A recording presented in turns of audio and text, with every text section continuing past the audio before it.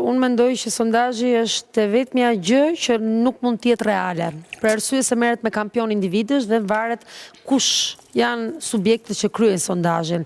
Ndaj, nëse do të bazohej gjithë historiku i parashikimit të këtyre zgjedhjeve mbi sondazhet, mendoj që është dështim i garantuar.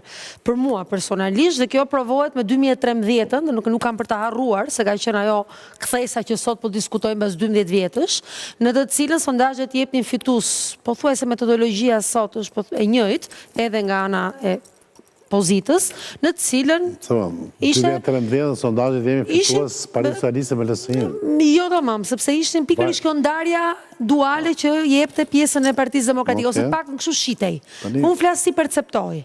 Shitej që do e vazhdonte Partia Demokratike që punonte fort në terren për këtë punë. Tani si mendon që prapë do ketë një perceptim të gabuar? Do ketë çari rrethimi si thotë tash. Po, mendoj që po. Këtë radhë do të ketë një lloj lëkundje, pra nuk do të jetë më ajo garancia absolute siç ishte para 4 vjetëve, ku rezultati ishte në tavolinë, le të themi, dhe s'kishte asnjë lloj. Ishte më e vështirë se sa tani më.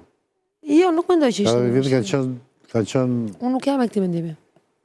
Për 6-7 vota, jo, po flasim për gjëra eksakte, për 6-7 vota kanë humbur djallë deputetë e LSI-s mandatin. Po, nuk po flasim për LSI-n, po flasim për ligjin, për gjithë për mungesë të koalicionave. Kodi zgjedhor i joni ka nisur se na fill në 2008-ën, bazohet mbi individin dhe mbi listat e famshme dhe vota shkon. Vetëm hilja që është bërë këtë radhë është partia 1 për sa i përket koalicionit. Që thua ti çfarë do thotë me fjalë që partia e parë nuk do jetë Partia Socialiste? Partia e parë mund të jetë Partia Socialiste, por a do të jetë partia e parë që do ta ketë e vetme këtë radhë pushtetin, unë mendoj që do të kemi fatin e Kosovës.